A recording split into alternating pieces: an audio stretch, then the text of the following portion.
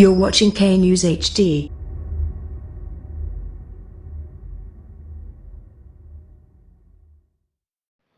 अस्सलामुअलैकुम, आप देख रहे हैं के न्यूज चैनल। खबर शामिल करते हैं रिनाला खुद से। हमारे नुमाइंदे इमरान खुशी की रिपोर्ट के मुताबिक एसपी उकाड़ा शमसुल हक दुरानी और डीएसपी सर्कल एहसानुल्लाह की सरबराही में रिनाला कोट सर्कल में flag march. Punjab police, traffic police, पाक आर्मी के दस्ते, सिक्योरिटी इदारों और रेस्क्यू 1122 का तहसील भर में कोरोना से बचाओ फ्लैग मार्च।